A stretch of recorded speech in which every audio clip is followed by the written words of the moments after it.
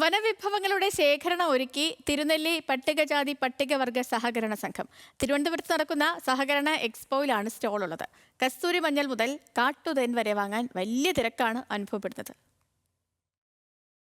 വയനാടൻ കാടുകളുടെ മണമുണ്ട് തിരുവനന്തപുരത്തെ സഹകരണ എക്സ്പോയിൽ. ആദിവാസികൾ കാട് കയറി നേരിട്ട് ശേഖരിക്കുന്ന വനവിഭവങ്ങളാണ് മേളയുടെ പ്രധാന ആകർഷണം.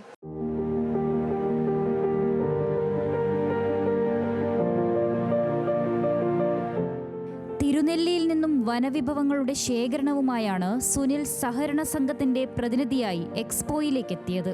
കാട്ടുകുന്തിരിക്കം, നെല്ലിക്ക, കസ്തൂരിമഞ്ഞൾ, കൊടംപുളി അങ്ങനെ നീളുന്നു കാട്ടുവിഭവങ്ങളുടെ ശേഖരം. വാങ്ങാനും കാണാനും ആൾക്കാരുമേറെ.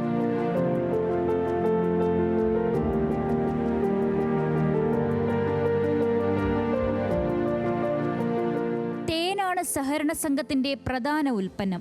2-3 ദിവസം കാടുകളിൽ തങ്ങിയാണ് തേൻ ശേഖരണം.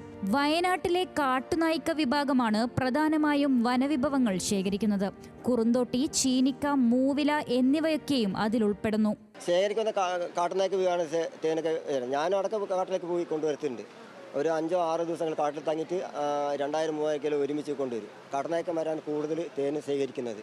പിന്നെ വനവ്യവസായം എന്ന് പറഞ്ഞാൽ പിന്നെ കാട്ടുനായ്ക്ക തേന്, കുറുന്തോട്ടി, ചീനിക്ക, ചുണ്ട, പിന്നെ മൂവില, നെല്ലിക്ക കാര്യമായിട്ട് ഉപയോഗിക്കുന്നില്ല. ബാക്കിയുള്ള ഈ തേനും കുറുന്തോട്ടി, മൂവില്, പിന്നെ പാടക്കിഴങ്ങാണ് ഇപ്പോൾ മെയിൻ നമുക്ക് ഉള്ളത്.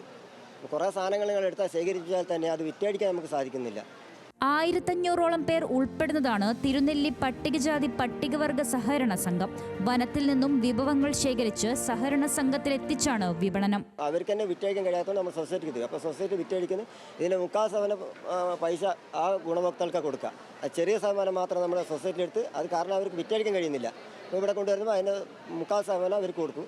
അങ്ങനെ ഞങ്ങളത് വിറ്റഴിച്ച് അവർക്ക് പൈസ കൊടുക്കും. കഴിഞ്ഞ വർഷം എറണാകുളം വെച്ച് നടന്ന സഹകരണ എക്സ്പോയിൽ 2ാം സ്ഥാനം കരസ്ഥമാക്കിയതും ഇതേ കാട്ടുവിഭവങ്ങളുടെ ശേഖരം തന്നെയാണ്. ന്യൂസ് മലയാളം, തിരുവനന്തപുരം.